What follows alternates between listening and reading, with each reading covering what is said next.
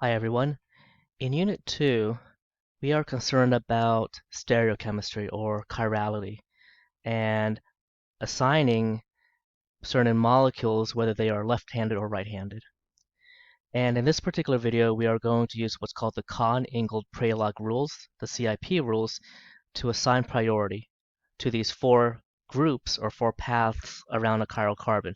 That is actually the first step in determining whether a molecule is R or S, or whether a chiral carbon is R or S.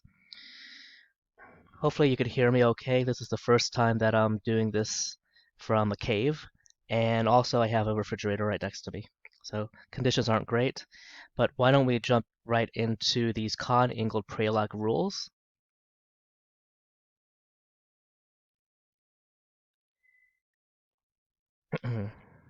This is video 02F50, and Cahn, C-A-H-N, dash Ingold, that's a G, Prelog. These are priority rules. In a previous video, we discussed that we need to prioritize these four different paths or groups around a carbon to ultimately decide whether it's left-handed or right-handed, but the terminology is R or S. And our first rule is going to be using atomic number.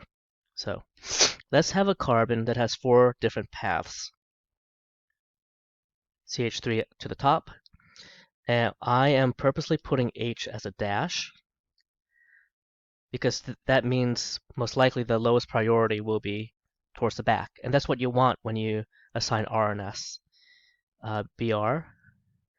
And then here we have an OH. Rule number 1. We're going to go by the atomic number.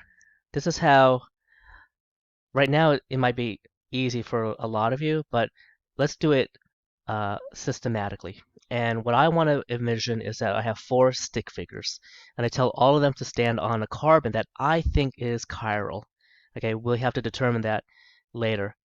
And I tell each of those stick figures to move one bond away. And I would therefore have maybe a green stick figure on the carbon, a red stick figure on the O, okay, not the OH, but just the O, a purple stick figure on bromine, and then H will be black. Okay. And the first rule, simplest thing is, if each of those stick figures land on a different type of element, then you go by the atomic number. Highest number wins. So in this case, I don't have my periodic table with me, but Br beats oxygen and carbon and hydrogen. And the order goes Br has a greater atomic number than oxygen, which has a greater atomic number than carbon, and then hydrogen is last. I'm going to number the priorities then. H is last, 4. What's number 1? Bromine. What's number 2? Oxygen. What's number 3? Carbon. Did I do that right? 1, 2, 3, and then 4. I purposely put the hydrogen in the back because, again, that's what you want, how to orient the molecule when you read the priorities 1, 2, and 3.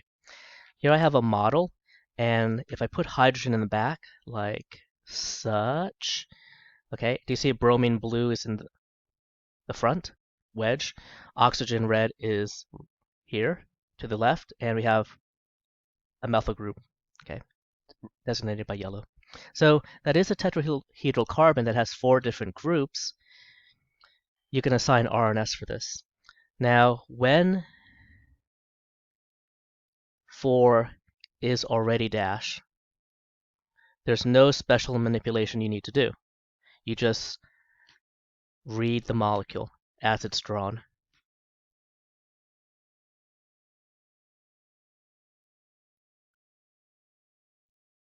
Sorry about my handwriting. Okay. It goes from 1 to 2 to 3. That looks counterclockwise. Counterclockwise is... No, that's not counterclockwise. That's clockwise, right? 6 o'clock to 9 o'clock to 12 o'clock. Oh my goodness. Clockwise is R. right-handed turn. Okay, R, circle. Okay. Also, since we now know that this carbon is chiral, that it has 4 different groups, normally professors ask you to put an asterisk next to every chiral carbon. Okay. Let us do a more complicated example. Okay. Maybe 2 stick figures land on the same type of element. Then we're going to have to play a game. Sorry about this, it's a little squeaky. F on the top, H in the back on purpose. We have an alpha group here. If you have an alpha group wedge, you draw the wedge first, and then you draw the second carbon, just a line. Okay, that tells me that the alpha group is pointing towards me. And remember what kind of group this is? That's a isopropyl group. I think some of you can envision a problem here, because if I tell my 4 stick figures to do the same thing, I have a green stick figure with fluorine, a black stick figure with hydrogen, a purple, hopefully the colors are showing up, maybe it looks more blue or purple person on this carbon, and there's the dilemma. Because we can't just use atomic number because we have fluorine, hydrogen, carbon, carbon. We have 2 people on a carbon. We don't know yet if these are 2 different paths. I think some of you can tell that they are different, but now how do I prioritize these? Which carbon is better than the other? When you have, this is rule number 2, if 2 or more stick figures land on same type of atom or element, we are going to, I call it play cards, but it's going to be war, or you play 1 card at a time. And you're going to play your best cards first. Now, how many cards are each person going to play? We're already good with assigning hydrogen 4, because these 3, oh, fluorine, sorry, fluorine's number 1, right? So based on the atomic number, fluorine beats carbon, carbon beats hydrogen, but we don't know which carbon is the winner in this case. We know that fluorine beats both of them, so fluorine is number 1. What do I mean by play cards? Each of these 4 people came from the same carbon. They all started in the middle, and I told each of them to walk 1 bond away. When I ask each of these 2 stick figures to say what cards they're attached to, or what atoms they are attached to, neither of them are going to say the asterisk carbon, because both of them have that already. Both of them have that card.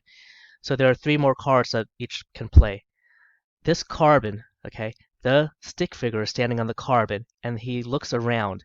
He noticed that he's connected to another carbon and 2 hydrogens. And you play your cards in order. Carbon comes first, then the hydrogen, then the second hydrogen. But look at this red guy.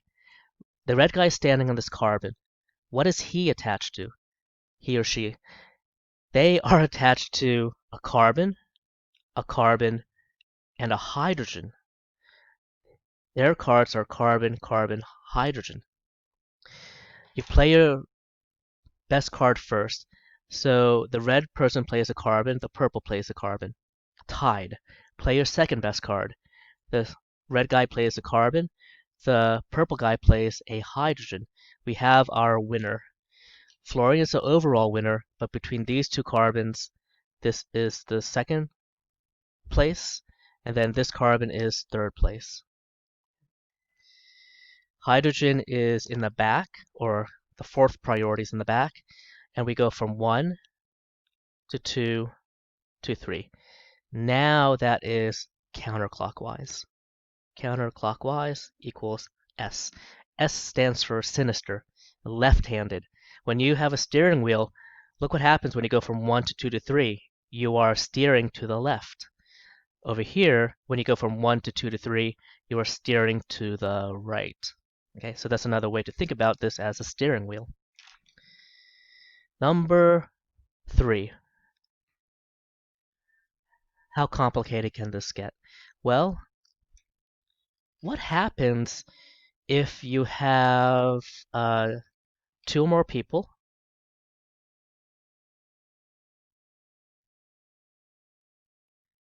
land on same type of element again, and what? And they have the same cards. Oh man. And they play exactly the same three cards. Carbon is always going to play three cards if you're doing this game, deciding the priorities between two carbons. If two or more people land on the same type of element and they each play the same three cards, it's still a tie. You're going to tell them to keep walking. Now, if they keep tying and both of them reach the end of their path and it's a complete tie, then you know that that carbon of interest does not have four different groups because we have two paths that are identical as the stick figures walk. Let me show you an example where we are going to have a chiral carbon, and this one's going to be interesting because I'm going to give us a ring, a six-membered ring. Okay. Now, normally I wouldn't put the letter C, but since I'm emphasizing stereochemistry and this is the chiral carbon, I'll just leave it as C. But we still have a tetrahedral carbon. Tetrahedral carbon. Okay. But it's not chiral yet. Those of you who are following, this path to the left is identical to the path to the top, and you go all the way around. So I have to make this molecule, it's called asymmetric. And I'm going to do that by putting two bromines at this position right here. Okay. Okay. So far, we've had every molecule have one chiral carbon marked with an asterisk. Yeah. For this molecule here, I'm wondering if this carbon is chiral. A chiral carbon, chiral center, just depends on your professor, how they name it. Four people, let's go for it. Okay. Where do you think the purple person is going to stand? Don't go too far.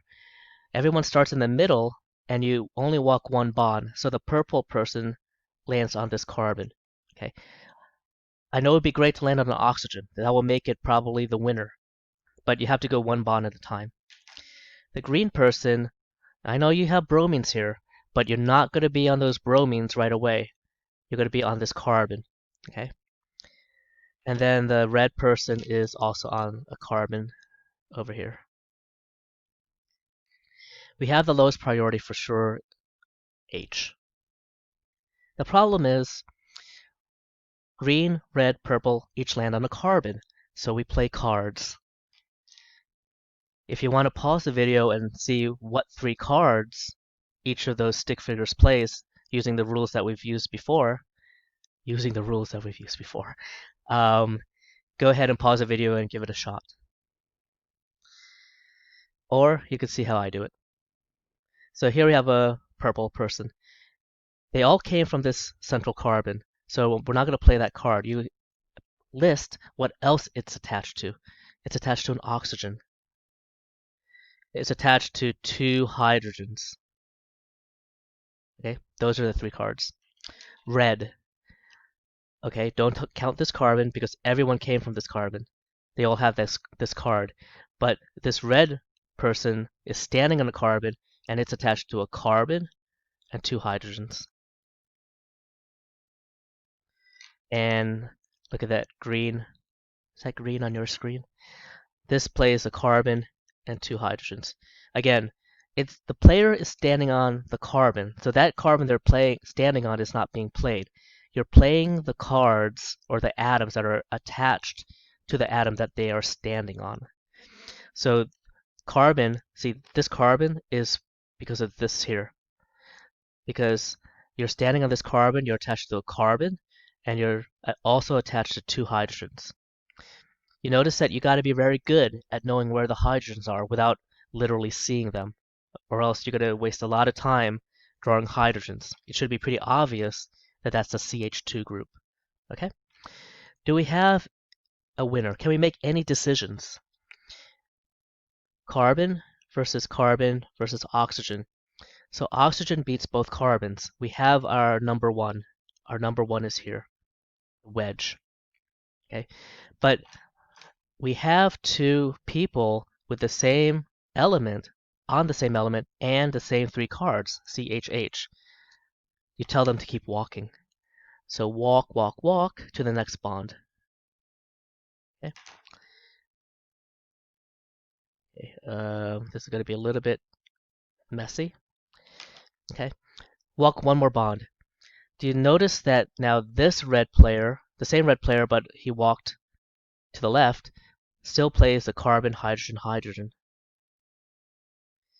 But look at this green player. They're standing on this carbon, and when I query him, what atoms are you attached to? He will say bromine, bromine, and a carbon. Great cards, right? Bromine, bromine, and a carbon. There's no hydrogen attached here. We have a winner between the green and the red, but we already have an overall winner, which is the purple. So the green is 2, the red is 3. Now, I know it's very messy. If you redraw it, let me redraw it. Okay, this is how I would normally draw it without the letter C. Do you see that? OH. And we have the two BRs. Priority number 1 is this here. Priority number 2 is this path right here. Priority number 3 is this path right here. Path to the left. Okay, clockwise or counterclockwise? The H is already behind us, so we don't have to do any manipulation. You just read the molecule how it looks. 1 to 2 to 3. That is a counterclockwise, right? You're making a left-handed turn. Sinister S. Okay, is that right? Counterclockwise. So far we have an R, we have an S, and we have an S. We have one more rule. I'm not giving you every single rule that you'll need to assign every single chiral carbon, but these 4 rules should get you through 95 to 100% of the problems you'll see where you have to prioritize to figure out R and S. Well, you always have to prioritize, but if 95 to 100% of the problems you see where you have to assign R and S, you will be applying these rules and these 4 rules only. The last rule, rule number 4. Let me draw you the molecule and let's see if you understand or can predict what is the predicament.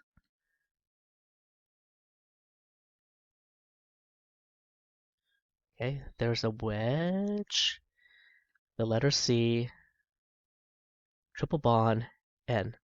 Okay, and to the left, a bond and a double bond. Okay, you know how to read this line structure. We have a carbon in the middle, a carbon here that has a hydrogen, and a carbon here that has 2 hydrogens. Okay? And this carbon connected to the middle carbon has a triple bond to the nitrogen. Okay, prioritize 4. This is the first time where we see double bonds and triple bonds. Rule number 4, if you have double or triple bonds, what do? You play the atom card twice or thrice. Twice if it's doubly bonded to the person, or 3 times, thrice, if it's triply bonded to the person. What I mean by person, you have your 4 stick figures. Green, okay. Okay, black is right here again with H. I think we had red on the left and purple, right, for the wedge. Let's play cards. If you understand this, I know this is kind of abstract, but if you understand this, go ahead and pause it and try to figure out the cards, because green, red, and purple are all standing on a carbon. And we could not assume, but we should know that that's 4 different paths. Okay.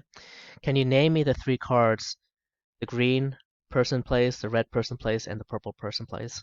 You can pause the video now, and when you're done, unpause it to check my answer. Okay. Green. They're standing on this carbon. They are attached to a bromine and 2 hydrogens. Red. They are standing on this carbon. I told you that every carbon, if you're playing cards, should play 3 cards, but it's really only attached to a carbon and a hydrogen. But since it's doubly bonded to the carbon next door, you're going to play the carbon card twice. And then you have a hydrogen down here. What about this purple person? The purple person is standing on a carbon, and it's attached to a nitrogen and a carbon, but again, you don't play the carbon that you came from, because all players have this asterisk carbon. So what are the other 3 bonds?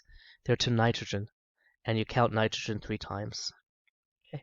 This is just for the sake of assigning priorities. It really has no physical ramifications.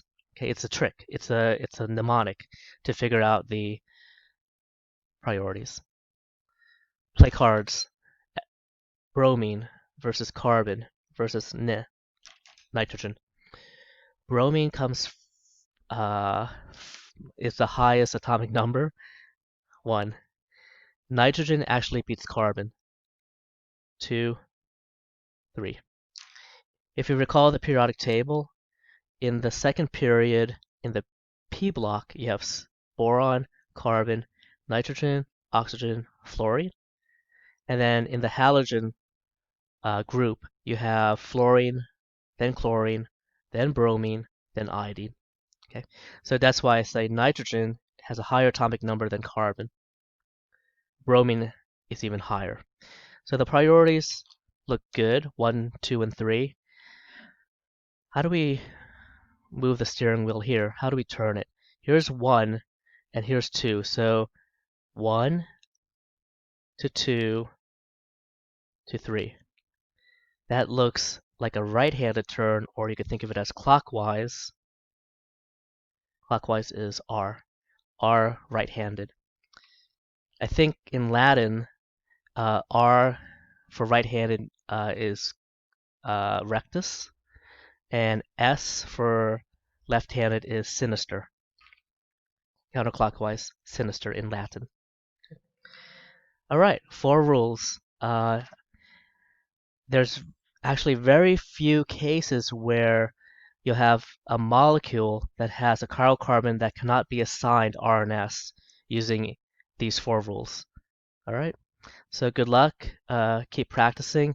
In the next video, I'm going to talk about what happens when your lowest priority is not dash and you don't have a steering wheel like I have like that. See, that's a steering wheel where the lowest priority is in the back.